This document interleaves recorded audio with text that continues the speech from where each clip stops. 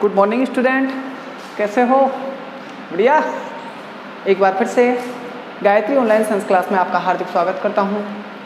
देखो बेटा, last day हमने आपसे बात की थी रासायनिक समीकरण की सीमाएं, विशेषताएं और उसके कुछ चरण थे, उनके बारे में हमने पढ़ा था। उसके बाद में जो अपना इस चैप्टर का मेन शुरुआत जो होती है यहाँ से होती है और यहीं से आपसे ज़्यादातर एग्ज़ाम में प्रश्न पूछे जाते हैं। वो होती है आपकी जो अपना टॉपिक होगा वो होगा अपना रासायनिक अभिक्रियाएं। रासायनिक अभिक्रियाएं, तो ये रासायनिक अभिक्रियाएं हम पढ़ेंगे। अपना चैप्टर चल रहा है छठा,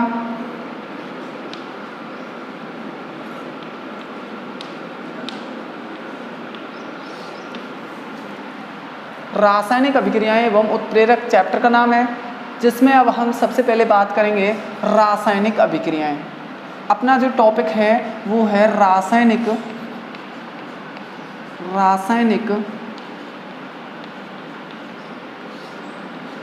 अभिक्रियाएं। रासायनिक अभिक्रियाएं। देखो बेटा, आपने इससे पहले मैंने बताया था, जब हमने चैप्टर की शुरुआत की थी तब मैंने बताया कि कोई भी जो पदार्थ होता है उस पदार्थ के अंदर दो प्रकार के परिवर्तन होते हैं। एक भौतिक परिवर्तन होता है, एक होता है आपका रासायनिक परिवर्तन।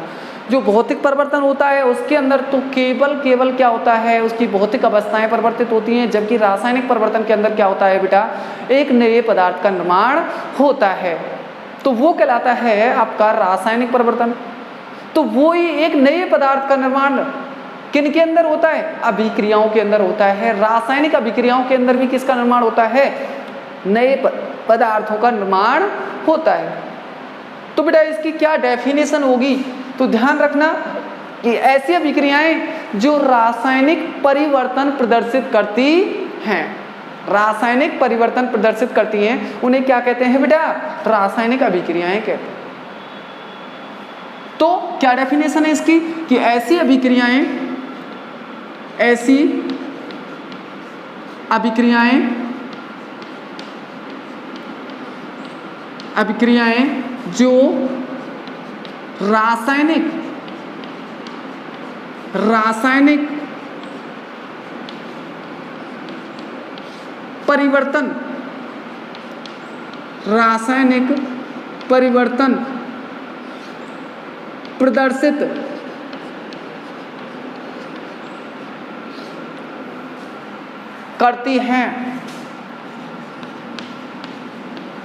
जो रासायनिक परिवर्तन प्रदर्शित करती हैं, रासायनिक परिवर्तन प्रदर्शित करती हैं, उन्हें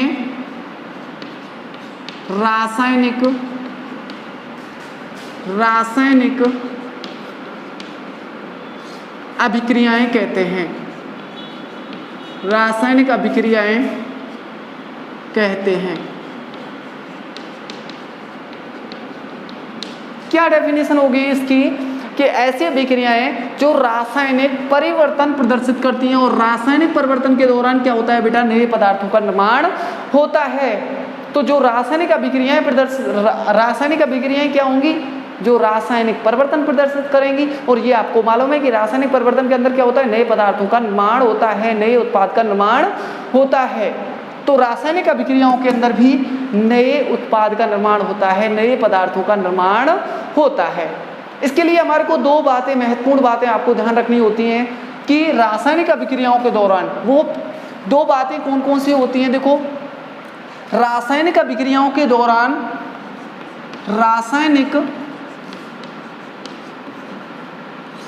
अभिक्रियाओं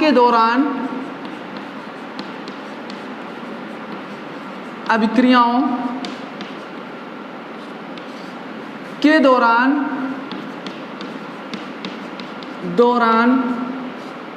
नए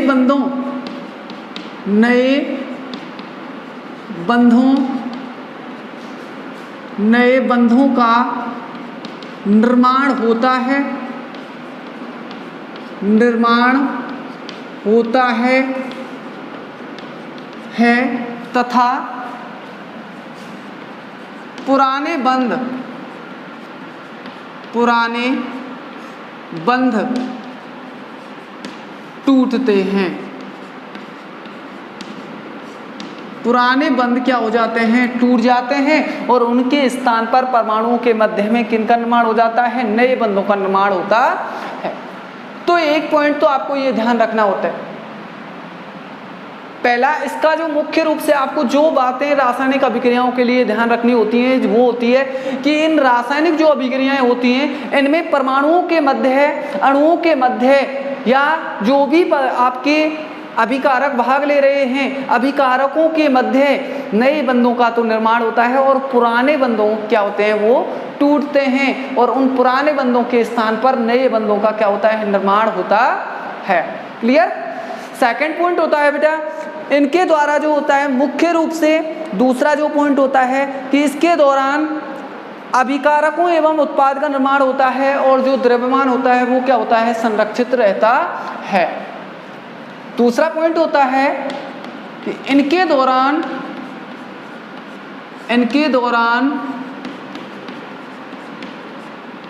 अभिकारक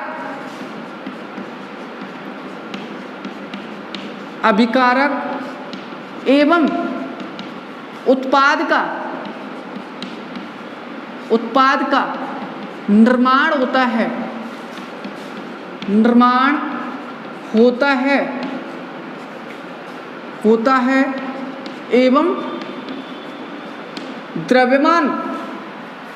एवं द्रव्यमान संरक्षित रहता है। द्रव्यमान संरक्षित रहता है। तो किसी भी रासायनिक अभिक्रिया के दौरान हमारे को ये बातें ध्यान रखनी होती हैं कि एक तो पहली बात होती है कि इनके दौरान नए बंधों का तो निर्माण होता है, पुराने बंध क्या हो जाते हैं? टूट जाते हैं और पुराने बंधों के स्थान पर नए बंध बनते हैं। दूसरा, अभिकारक एवं उत्पाद का निर्माण होता है एवं जो द्रव्यमान होता है वो अभिकारक तथा उत्पाद दोनों के अंदर क्या रहता है बेटा? संरक्षित रहता है, अर्थात द्रव्यमान संरक्षण के नियम का पालन होता है। क्लियर? इन दो बातों को आपको ध्यान रखना होता है रासायनिक अभिक्रियाओं के लिए, ठीक है ना। उसके बाद में अब हमारा जो नेक्स्ट टॉपिक आता है वो आता है रासायनिक अभिक्रियाओं की रासायनिक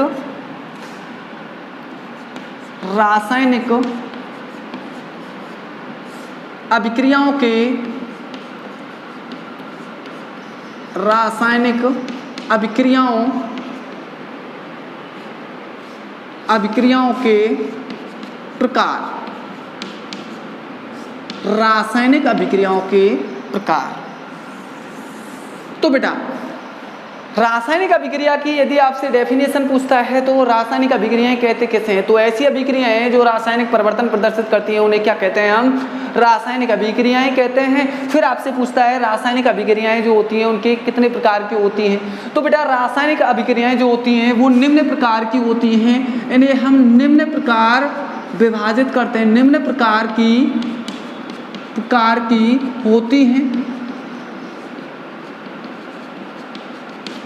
जैसे देखें हम कि ये इनके निम्न प्रकार है, इन्हें अलग अलग भागों में वर्गीकृत किया जाता है। जैसे पहला, अलग अलग प्रकार से हम पढ़ेंगे अभिकारकों के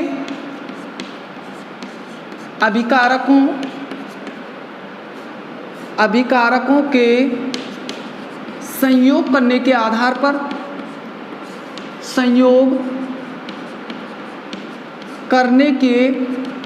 आधार पर,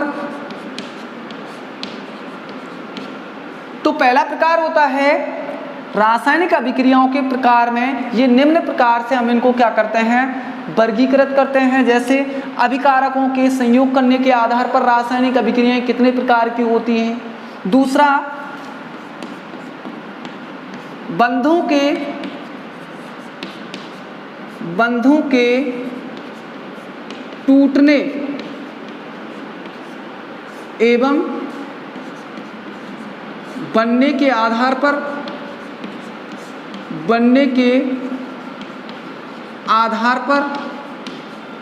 रासायनिक अभिक्रियाओं के प्रकार। तीसरा पॉइंट, लगने वाले समय के आधार पर, लगने वाले समय के आधार पर, तीसरा हम कह सकते हैं कि अभिक्रिया के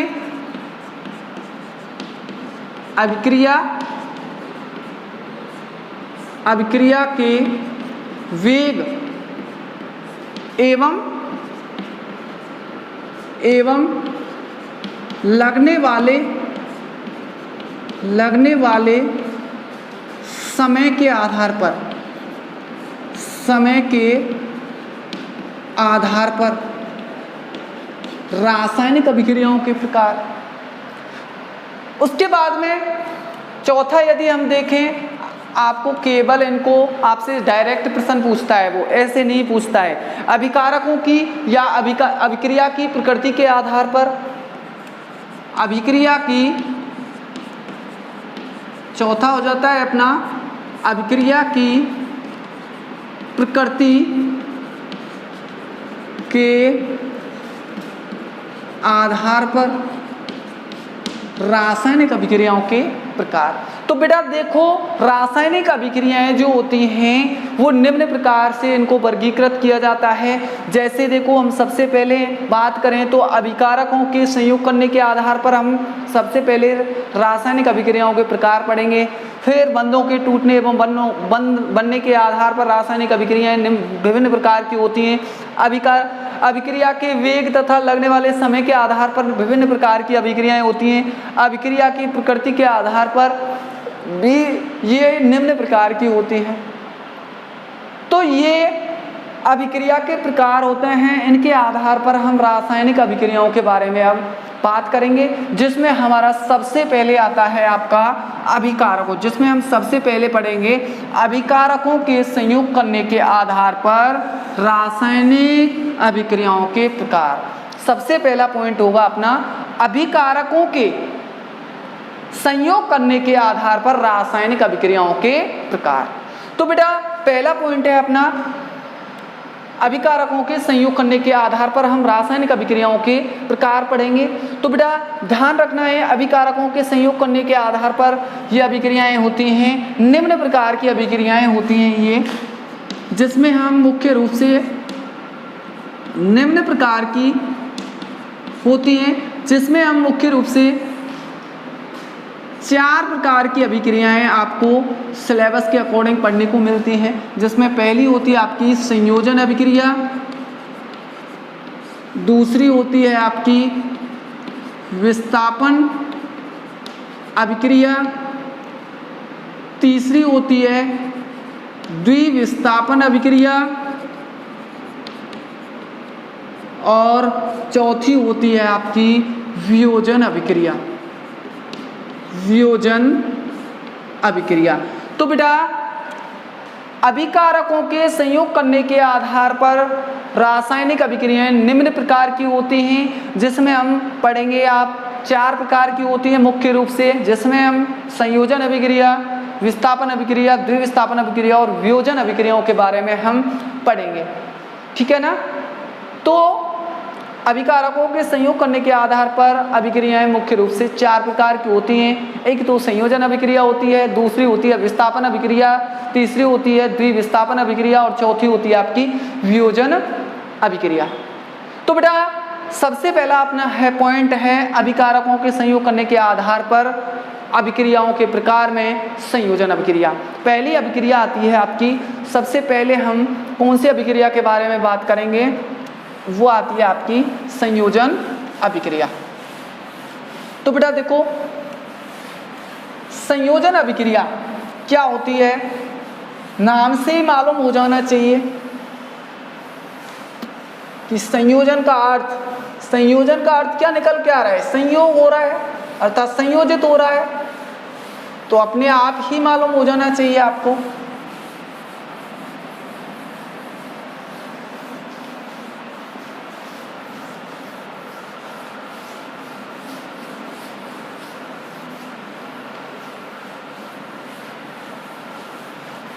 पहली अभिक्रिया कौन सी है अपनी बेटा, संयोजन अभिक्रिया। तो बेटा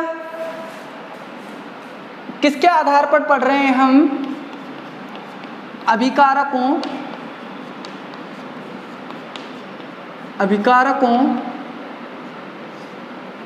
के संयोग करने के आधार पर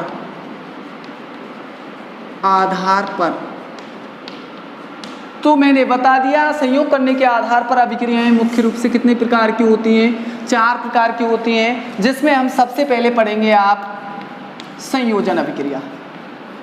संयोजन अभिक्रिया। अब इस संयोजन अभिक्रियाओं को हम कई नामों से जानते हैं। ये आपको संयोजन अभिक्रियाओं के नाम से भी आ जाती है। संयुग्मन, इसी अभिक्रिया को हम संयुग्मन अभिक्रिया कहते हैं। इसी अभिक्रिया को हम योगशील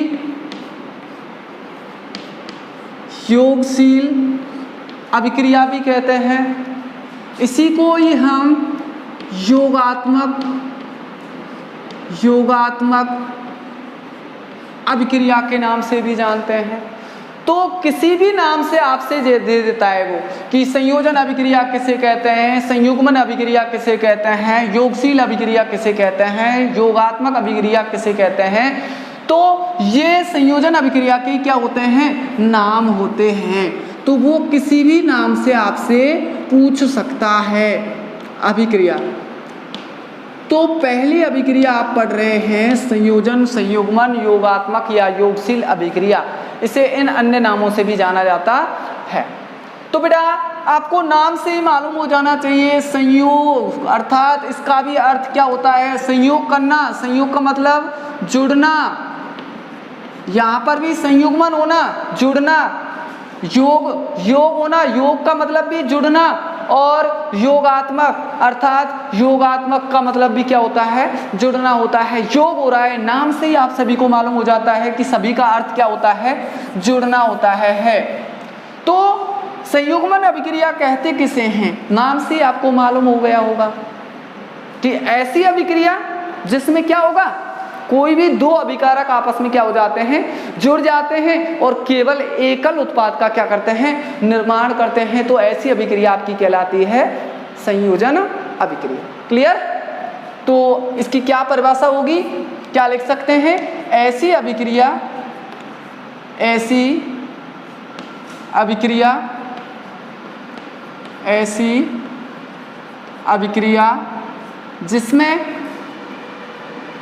जिसमें 2 या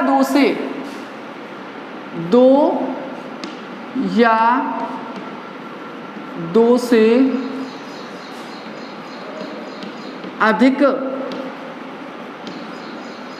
अभिकारक अभिकारक 2 या 2 से अधिक अभिकारक जिसमें आ जाता है आपका तत्व या यौगिक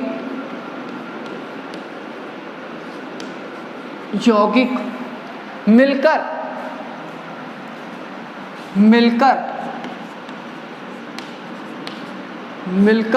केवल एकल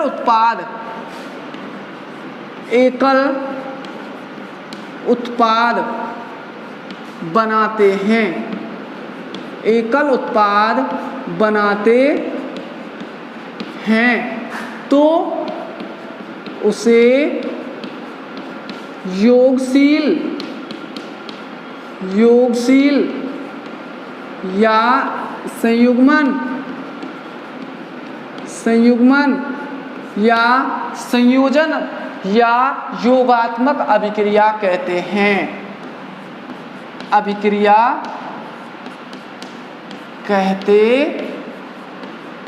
हैं। केवल आपको परिभाषा में क्या चीज ध्यान रखनी है? आपको ध्यान रखना है कि 2 या 2 से अधिक क्या होंगे? अभिकारक होंगे।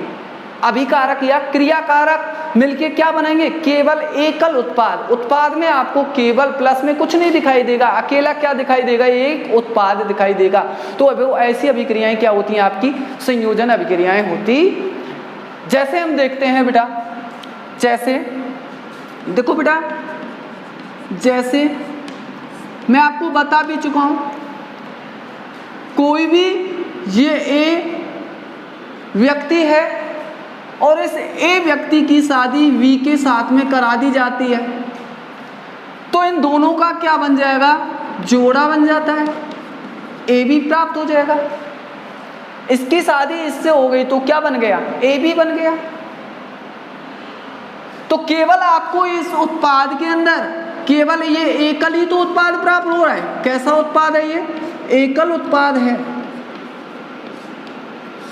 और ये क्या है, दो या दो से अधिक क्या हैं, आपके अभिकारक हैं। दो या दो से अधिक क्या हैं, अभिकारक हैं। यहाँ पर अभिकारकों की संख्या क्या हो जाएगी, दो या दो से अधिक हो जाएगी, जिसमें आपके तत्व भी हो सकते हैं और तत्व तथा यौगिक भी हो सकते हैं। और वो मिलके, दोनों मिलके यदि केवल एकल उत्पाद का निर्माण करते हैं तो वो आपकी अभिक्रिया कौन सी होगी बेटा, संयोजन अभिक्रिया या संयुग्मन अभिक्रिया, योगात्मक या योगशील अभिक्रिया होती है। क्लियर। केवल आपको यदि उत्पाद में इसके प्लस में कुछ भी नहीं दिखाई देता है, केवल एकल अकेला उत्पाद आपको दिखाई दे रहा है, तो वो अभिक्रिया आपकी कौन सी होगी, संयोजन अभिक्रिया होगी। आपको किसी भी प्रकार से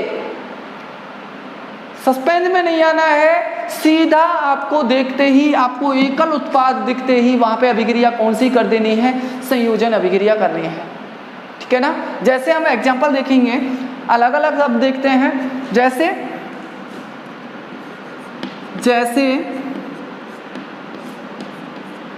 कार्बन का दहन या ग्रेफाइट का दहन, ग्रेफाइट का दहन या कोयले का दहन, कोयले का दहन।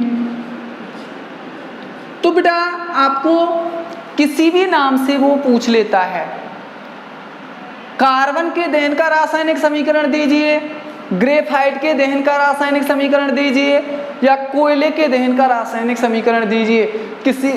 किसी भी नाम से दे तो किसी भी नाम से, सभी के अंदर देखो कार्बन कह रहा है तो कार्बन लिख दिया। दहन की बात आ रही है तो दहन हमेशा किसकी उपस्थिति में होता है, ऑक्सीजन की उपस्थिति में होता है। तो भैया क्या बन जाएगा, C+O2 मिलके क्या बना देंगी, CO2। ऊष्मा प्लस में कुछ मात्रा में क्या बनेगी, ऊष्मा बनेगी। तो एक ऊष्मा बाहर निकल रही है, ऊष्मा इसमें से CO2 गैस क्या होती है, बाहर निकल जाती है। तो ये कैसी अभिक्रिया है, उत्क्रमणीय या अनुत्क्रमणीय, अनुत्क्रमणीय अभिक्रिया का भी उदाहरण है। और अनुत्क्रमणीय अभिक्रिया के साथ साथ में ये कौन सी अभिक्रिया का भी उदाहरण है, संयोजन अभिक्रिया का भी उदाहरण है। आपसे किसी भी नाम से पूछे कि कार्बन के दहन का रासायनिक समीकरण दीजिए, तब भी आपको C+ क्या लिखना है, O2 = क्या लिखना है, CO2 लिखना है। ग्रेफाइट के दहन का पूछे तो भी आपको क्या लिखना है, C+O2 = CO2 लिखना है। इसी प्रकार से आपसे पूछता है कि कोयले के दहन का, कोयले के अंदर भी क्या होता है, कार्बन होता है। ग्रेफाइट किसका, आपने क्रिस्टलीय और अक्रिस्टलीय अपर रूप पढ़े हैं, हीरा, ग्रेफाइट, फुलरेन, ये कैसे अपर रूप हैं, क्रिस्टलीय और अक्रिस्टलीय अपर रूप आपने पढ़े हैं। तो ये क्रिस्टलीय अपर रूप होता है ना, कार्बन का ही तो होता है। तो कार्बन ग्रेफाइट के अंदर भी क्या उपस्थित होता है, कार्बन उपस्थित होता है। इसीलिए आपसे वो घुमाकर प्रश्न पूछ लेता है कि ग्रेफाइट के दहन का रासायनिक समीकरण दीजिए। तो आपको डरना नहीं है, केवल क्या लिख देना है, C+O2 बराबर क्या हो जाएगा, CO2। तो ये आप देख रहे हैं यहाँ पर दो या दो से अधिक क्या भाग ले रहे हैं, दो या दो से अधिक अभिकारक मिलके केवल क्या बना रहे हैं, एकल उत्पाद का निर्माण कर रहे हैं। ये A है आपका और ये क्या है, B है। और दोनों A तथा B का क्या प्राप्त हो गया, आपको एकल जोड़ा प्राप्त हो गया। तो मैंने आपको बताया है कि ऐसी अभिक्रिया जिसमें दो या दो से अधिक अभिकारक, तो ये अभिकारक या क्रियाकारक आपस में जुड़कर केवल एकल उत्पाद, तो ये कैसा उत्पाद है आपका, एकल उत्पाद। तो जिसमें आपको केवल एकल उत्पाद आपको दिखाई देता है तो वो अभिक्रिया कौन सी होती है, संयुग्मन, योगशील या योगात्मक अभिक्रिया होती है। तो बेटा आपसे कैसे पूछा जाता है, केवल डायरेक्ट इसी को डाल दिया जाता है कि कोयले के दहन का रासायनिक समीकरण दीजिए। तो कोयले के दहन का रासायनिक समीकरण देने के लिए आपसे पूछा जाता है कोयले के दहन का रासायनिक समीकरण दीजिए तथा इसकी अभिक्रिया का नाम बताइए। तो ये C+O2 बराबर क्या लिखना है आपको, CO2 लिखना है। और कौन सी अभिक्रिया है ये, संयोजन, संयुग्मन या योगशील या कोई सी भी आप लिख सकते हैं, इनमें से एक ही है, सभी अभिक्रियाओं का नाम एक ही है, ठीक है ना। तो कार्बन का दहन, ग्रेफाइट का दहन, कोयले का दहन किस प्रकार की अभिक्रिया होती है, संयोजन अभिक्रिया होती, ठीक है। दूसरा हम देखें, दूसरा एग्जांपल,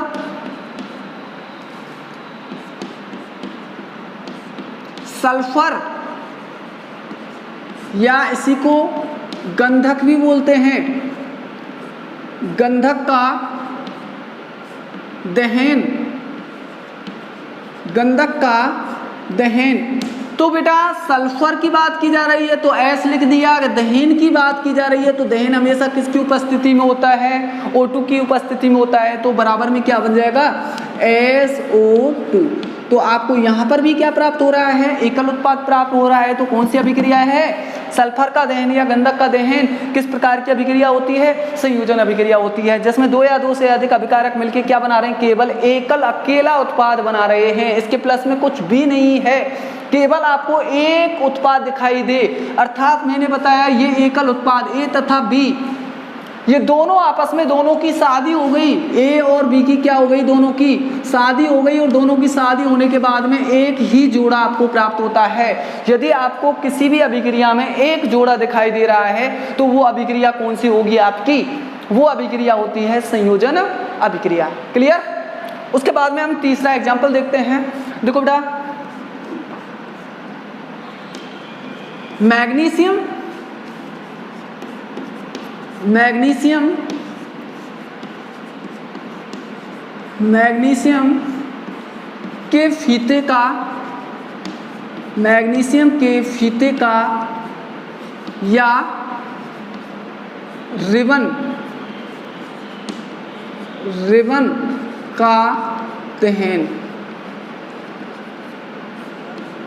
मैग्नीशियम के फीते का दहन या मैग्नीशियम की रिबन का दहन, एक ही बात होती है, फीते के समान ही होती है। रिबन पत्ती, एक पत्ती सी होती है, उसको हम क्या करते हैं, दहन करते हैं उसका, तो क्या बनता है, ठीक है ना। तो ये बात कर रहा है मैग्नीशियम, तो आपने क्या लिख दिया, Mg। दहन की बात कर रहा है तो दहन हमेशा मैंने बताया ऑक्सीजन की उपस्थिति में होता है, तो क्या बन जाएगा, MgO2 बन गया ना, MgO बन गया। अब देखो यहाँ पर ऑक्सीजन कितनी है, 2, वहाँ पर ऑक्सीजन कितनी है, 1, तो यहाँ पर क्या लगा दिया, 2 लगा दिया, तो Mg भी कितनी हो गई, 2 हो गई। तो यहाँ पे भी कितनी करनी है, 2, तो 2Mg, 2 तो Mg हो गई और 2 ही क्या हो गई, ऑक्सीजन हो गई। तो ये हमारा आपसे कैसे पूछा जाएगा कि मैग्नीशियम के फीते का या रिबन के दहन का रासायनिक समीकरण दीजिए तथा अभिक्रिया का नाम बताइए। तो Mg+O2 क्या बन जाएगा, 2MgO। कैसी अभिक्रिया है, संयोजन अभिक्रिया है। कैसी अभिक्रिया है, संयोजन अभिक्रिया होती है। क्लियर। तो ये तीनों संयोजन अभिक्रिया के उदाहरण होते हैं। उसके बाद में अगला हम देखते हैं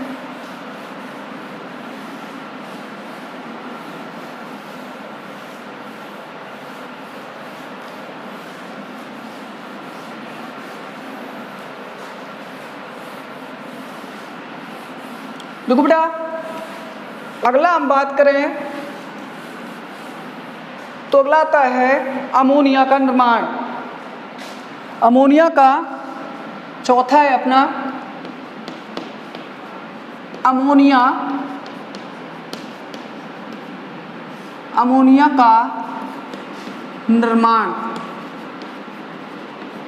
अमोनिया का निर्माण। अमोनिया का निर्माण भी एक संयोजन अभिक्रिया होती है। अमोनिया का निर्माण N2+3H2 बराबर में क्या बन जाएगा बेटा, NH3। यही तो होती है ना अमोनिया। अमोनिया कितनी होती है, NH3 को ही तो बोलते हैं अमोनिया। ये क्या चीज़ है आपकी, अमोनिया।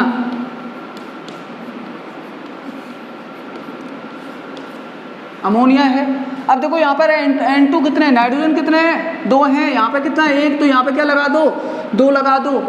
हाइड्रोजन कितने हो गए, 3 दूना 6। यहाँ भी हाइड्रोजन कितने हो गए, 3 दूना 6। तो समीकरण हमारा संतुलित है। तो अब यहाँ पर 2 या 2 से अधिक अभिकारक मिलके क्या बना रहे हैं, केवल एकल उत्पाद बना रहे हैं। और जब एकल उत्पाद आपको दिखाई देता है तो वो अभिक्रिया कौन सी होती है, संयोजन अभिक्रिया होती है। तो अमोनिया का निर्माण एक कैसी अभिक्रिया का उदाहरण होती है, संयोजन अभिक्रिया का उदाहरण होती है, संयुग्मन अभिक्रिया का उदाहरण होती है। क्लियर। उसके बाद में हम देखते हैं 5वां, एथीन। एथीन का हाइड्रोजनीकरण, हाइड्रोजनीकरण ये बहुत इम्पोर्टेंट अभिक्रिया है। एथीन के हाइड्रोजनीकरण ये मोस्ट अभिक्रिया है और 100% आपसे पूछी जा सकती है। बहुत इम्पोर्टेंट अभिक्रिया है। एथीन के हाइड्रोजनीकरण का रासायनिक समीकरण दीजिए तथा अभिक्रिया का नाम बताइए। आपसे इस तरीके से ये क्या होता है, पूछा जाता है। एथीन के हाइड्रोजनीकरण का क्या दीजिए, रासायनिक समीकरण दीजिए। तो बेटा एथीन आपको सबसे पहले तो कार्बन की संख्या कितनी लिखनी है, 2 लिखनी है। एथीन का अणुसूत्र लिखना है तो कार्बन की संख्या, एथ के लिए कार्बन कितने होते हैं, 2 होते हैं। जब बात कर रहा है इन की तो इनके मध्य में क्या है, इसका मतलब है ये द्विबंध लगा हुआ है कार्बन कार्बन के मध्य में। एल्कीन श्रेणी का सदस्य है। एन के लिए एकल बंध होता है, वहां पे तो एन लगाते हैं। द्विबंध होता है वहां क्या लगाते हैं, ईन होता है। और त्रिबंध के लिए क्या होता है, आयन होता है। तो यहाँ पर क्या है, एथीन ईन, ईन है तो क्या लगेगा, कार्बन कार्बन के मध्य में द्विबंध लगेगा। ठीक है ना। तो कार्बन कार्बन के मध्य में क्या लगा दिया आपने, द्विबंध लगा दिया। अब देखो बेटा यहाँ पर कार्बन की संयोजकता कितनी होती है, 4 होती है। इसकी संयोजकता पूरी हमेशा हाइड्रोजन से करते हैं। तो कार्बन की संयोजकता पूरी करने के लिए देखो 1 हाइड्रोजन 2 हाइड्रोजन, 2 हाइड्रोजन तो इसके पास हैं। तो अब इसके साथ में कितने हाइड्रोजन और जोड़ दें हम, 2 हाइड्रोजन और जोड़ दें तो इसकी संयोजकता कितनी हो जाएगी, 4 हो जाएगी। तो देखो 1 2 3 4, इस कार्बन की संयोजकता पूरी हो गई 4। इसी प्रकार से इसकी देखते हैं तो 1 2, इससे भी कितने हाइड्रोजन जोड़ दें, 2 हाइड्रोजन जोड़ दें तो क्या प्राप्त हो जाता है आपका, ये हो जाता है एथीन। क्या प्राप्त हो गया, एथीन।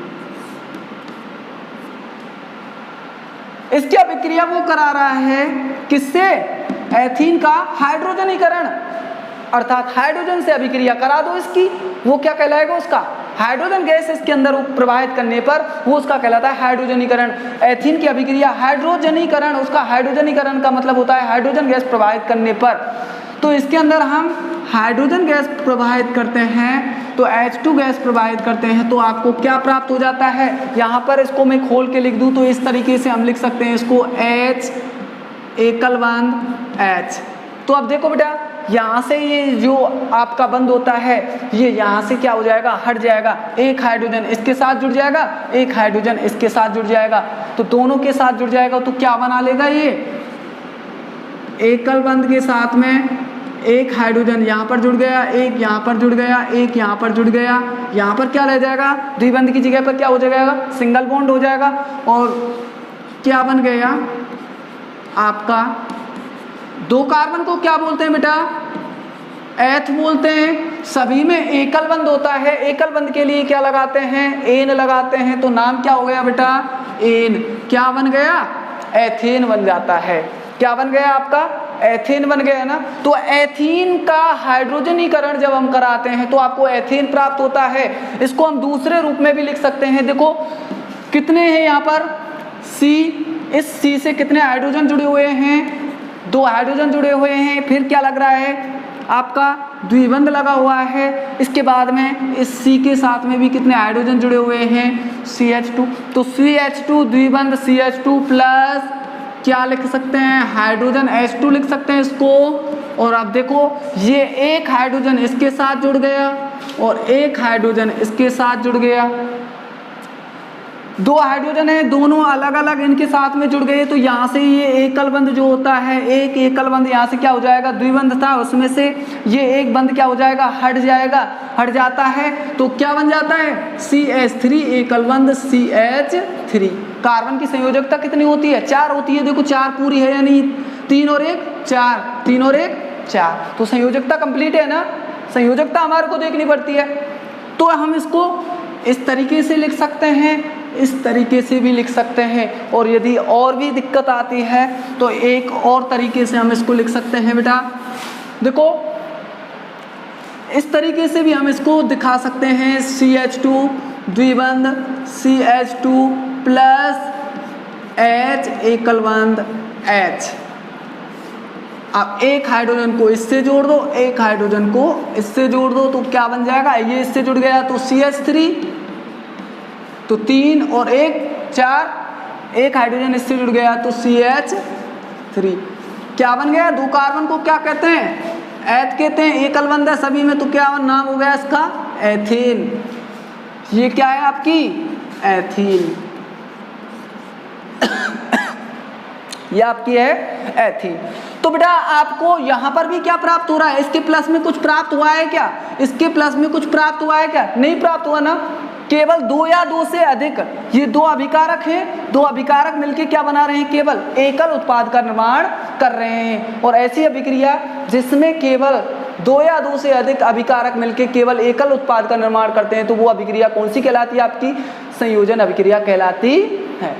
क्लियर। तो बेटा इनसे आपसे ये इंपोर्टेंट क्वेश्चन है, आपसे एथीन के हाइड्रोजनीकरण का आपसे पूछा जाता है कि एथीन के हाइड्रोजनीकरण का रासायनिक समीकरण दीजिए। तो इनमें से किसी को भी आप एक लिख सकते हैं, एक ही है तीनों प्रारूपों में से जो अच्छा लगता है, जैसे आप याद रख सकते हो उनमें से, ठीक है ना। तो तीनों में से कोई भी हम याद रख सकते हैं, कैसे भी जो अच्छा लगता है, जिस तरीके से आप याद रख सकते हैं उस तरीके से आप उसको ध्यान रख सकते हैं। तो आपसे सीधा पूछा जाएगा एथीन के हाइड्रोजनीकरण का रासायनिक समीकरण दीजिए तथा अभिक्रिया का नाम बताइए। तो ये अभिक्रिया कौन सी होती है, संयोजन अभिक्रिया का उदाहरण होती है। और इससे एथीन का हाइड्रोजनीकरण का मतलब होता है एथीन की किसके साथ में अभिक्रिया, हाइड्रोजन के साथ में अभिक्रिया क्या कहलाती है, एथीन का हाइड्रोजनीकरण कहलाती है। इस तरीके से आपसे नाम से ही पूछा जाता है। एक आपका ये भी आपका बहुत कार्बन के दहन का या ग्रेफाइट के दहन का या कोयले के दहन का रासायनिक समीकरण दीजिए, ये भी बहुत ज़्यादा पूछे जाने वाली अभिक्रिया है, बहुत ज़्यादा इंपॉर्टेंट अभिक्रिया है। तो ये भी आपको विशेषता ध्यान रखनी है कि कार्बन के दहन का रासायनिक समीकरण दीजिए तथा अभिक्रिया का नाम बताइए। तो बेटा आज के लिए बस इतना ही। थैंक यू, धन्यवाद।